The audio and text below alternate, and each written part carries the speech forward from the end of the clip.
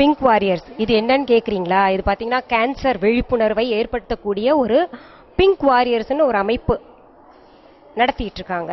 Pink வாரியர்ஸ்னா என்ன?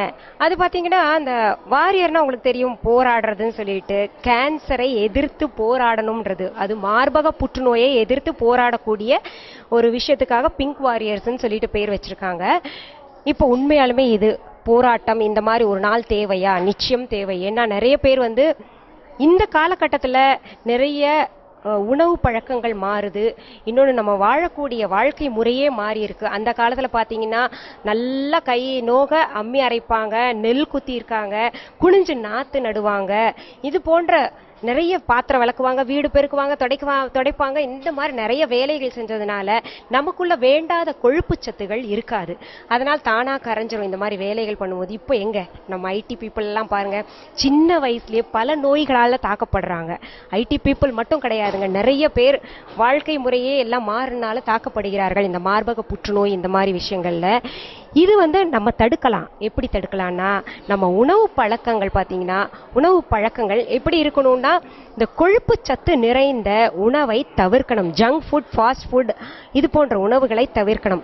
நிறைய கீரை, காய்கறிகள், அப்புறம் சோயா சேர்த்துக்கணும், ப்ரோக்கலி, ஃபிளாக்ஸ் சீட்ஸ் இந்த மாதிரி விஷயங்கள் எல்லாம் நம்ம சேர்த்துக்கிட்டோம்னா உடம்புக்கு ரொம்ப நல்லது. இதுக்கு ரொம்ப முக்கியம்.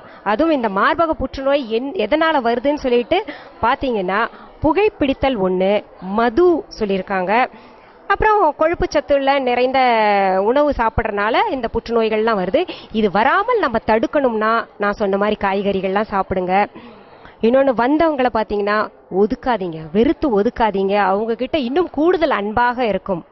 என்ன, நம்ம ஒரு பகுதி நமக்கு உடம்புல இல்லைன்னா நம்ம எந்த விதத்துலையும் குறைஞ்சு போயிட மாட்டோம். இது எடுத்தால் நம்ம அழகு போயிடுமா அப்படின்னு நினைக்காதீங்க. பிளாஸ்டிக் சர்ஜரி எல்லாம் பண்ணக்கூடாது. அதெல்லாம் பண்ணுறது எங்கே பண்ணாலும் உடம்புல இந்த மாதிரி மார்பக புற்றுநோய் எல்லாம் வரக்கு வாய்ப்பு இருக்குது. அதனால் இது ஒரு பெரிய விஷயமே கிடையாதுங்க. நமக்கு உயிர் தான் முக்கியம். நமக்கு வேண்டாத அங்கங்களை இந்த மாதிரி நோய் தாக்குதல்களால் எடுக்கிறதுல தவறே கிடையாது. நம்ம சிறப்பாக வாழலாம். இப்போ Chennai turns pink ribbon walk நம்ம ஸ்டார்ட் பண்ணியிருக்கோம். ஸோ அது நம்மளுடைய அதாவது மேன்மை தங்கிய சென்னை மாநகர தந்தை மேயர் சைதை துரைசாமி அவர்கள் இப்போ ஸ்டார்ட் பண்ணி வச்சுருக்காங்க.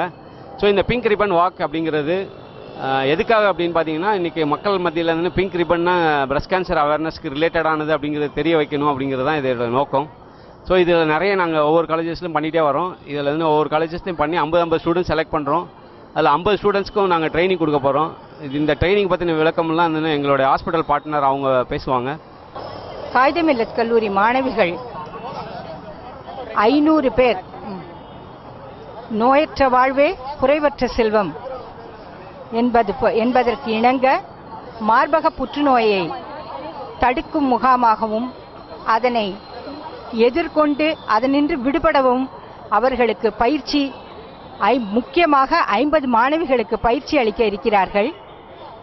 முதலில் இக்கல்லூரியின் 500 மாணவிகளும் இந்த பிங்க் ரேலியில் பங்கேற்று இன்று அவர்களுக்கு பயிற்சி அளிக்க இருக்கும் இந்த பயிற்சியில் கலந்து கொண்டு அதிலிருந்து 50 மாணவிகள் தேர்ந்தெடுக்கப்பட்டு அவர்கள் சென்னை மாநிலத்து பொதுமக்கள் அனைவருக்கும் இந்த விழிப்புணர்வை ஏற்படுத்துவதற்காக செயல்பட்டு கொண்டிருக்கிறார்கள். அவர்களது செயல் சிறக்கணும். வணக்கம். குளோபல் ஹெல்த் சிட்டி இந்த சென்னை டர்ன்ஸ் பிங்கோட சேர்ந்து இந்த பிங்க் வாக்ல பங்கேற்கிறோம். இன்னைக்கு காயிதே மில்லத் காலேஜில் இருக்கோம். இங்கேருந்து அண்ணா சாலை வழியாக ஒரு பிங்க் வாக் ஆர்கனைஸ் பண்ணியிருக்கோம். அதை தவிர்த்து இன்னைக்கு எங்களோட டாக்டர் அருணா சந்திரசேகர், ஒரு பிரெஸ்ட் சர்ஜன், அவங்க எப்படி மார்பக புற்றுநோய் விழிப்புணர்வு எப்படி நம்ம எல்லாருக்கும் இருக்கணும், எப்படி சுய பரிசோதனை செஞ்சுக்கிறது, அந்த மாதிரி விளக்கம்லாம் அளிக்க போகிறாங்க.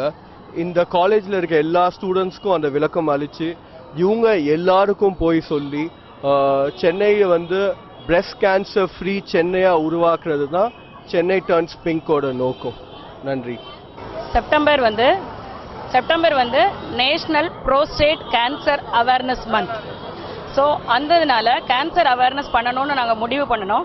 So being the government college நாங்கள் அதை முதல்ல பண்ணணும்னு முடிவு பண்ணணும். அதை வந்து கேம்பஸ்க்கு உள்ளே நாங்கள் பண்ணினோன்னா எங்கள் பசங்களோட மட்டும்தான் தெரியும். இந்த சென்னையில் ஃபேமஸாக இருக்கிற மவுண்ட் ரோடில் பப்ளிக் எல்லாரும் மனசுலையும் இது பரியணும், இதோட அவேர்னஸ் பதியணும், இதோட இம்பார்ட்டன்ஸ் தெரியணும் அப்படின்றதுக்காக தான் நாங்கள் இந்த ரேலியை நடத்துகிறோம். அதுக்காக தான் நாங்கள் எங்கள் காலேஜில் இருந்து அண்ணா சாலை வரைக்கும் நடக்கிறோம். இன்னொரு முக்கியமான குறிப்பு என்னென்னா, ஸ்டாட்டிஸ்டிக்ஸ் சொல்லுது இப்போ வந்து 25 வயசுலேருந்து 30 வயசு உள்ள பெண் குழந்தைங்களுக்கு பிரஸ்ட் கேன்சர் வந்து நிறையவா பரவிக்கிட்டே வருது. அண்ட் 2025 வந்து இது டபுள் த அமௌண்ட்டாக மாறிடும் அப்படின்றத வந்து இது பண்ணியிருக்காங்க. ஸோ ஆராய்ச்சி மூலயமா இது பண்ணி வச்சுருக்காங்க.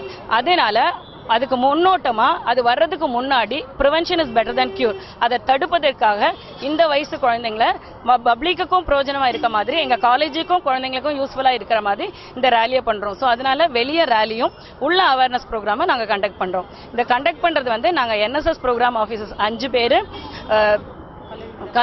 கல்லூரி என்எஸ்எஸ் மாணவர்கள் 500 பேர், என்எஸ்எஸ் ப்ரோக்ராம் ஆஃபீஸர்ஸ் வந்து 5 பேர்.